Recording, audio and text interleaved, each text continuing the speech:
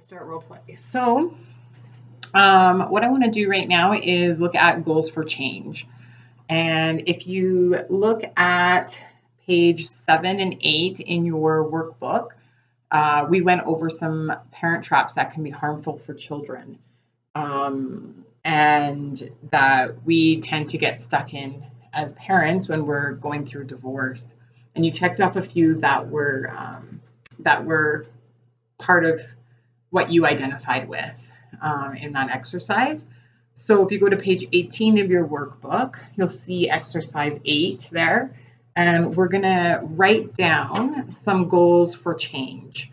And what I want you to think about is we talked about the principles of positive transition. So meeting the needs of the kids, an effective co-parenting relationship, communicating appropriately with children, setting up a new life as a single parent, and taking care of yourself were some of the principles that we had discussed.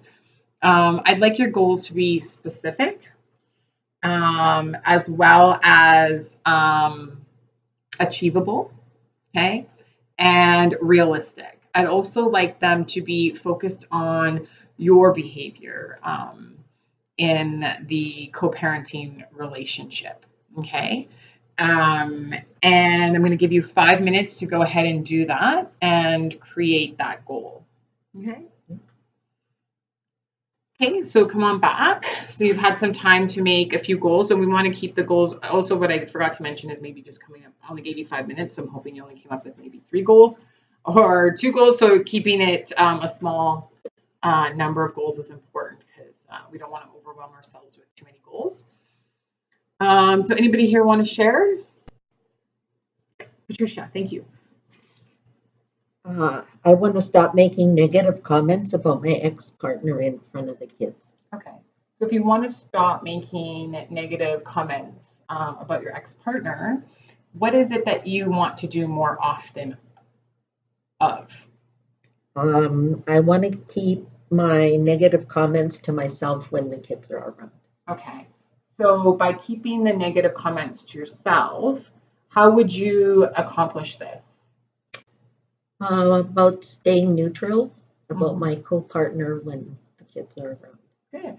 So staying neutral about your co-partner when your children are around. Yes. And what do you think that's going to create in that relationship? What's gonna come out of that by you setting this particular goal for yourself? Well, I think the children will be less stressed. Yeah. And be able to not listen to that negative comments that I have about my ex-partner. Good. So they'll be less stressed. They won't have that impact of the negative comments that are coming from you from your ex-partner. Yeah. Wonderful. Great. That's an amazing goal. That's a really good goal. I really like that goal. I think it's achievable. It's realistic. And I think it is something definitely that you could work on. So thank you for sharing that.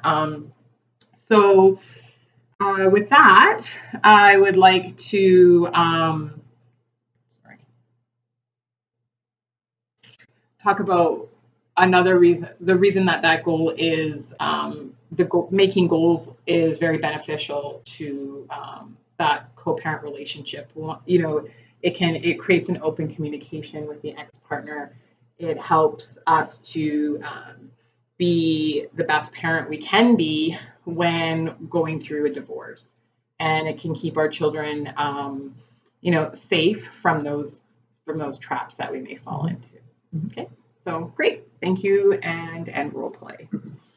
So I think what I did well is I went over the goals. I reshaped that goal in a positive way, utilizing the questions, a positive goal, and also encouraged you to utilize that goal. I think probably what I need to work on is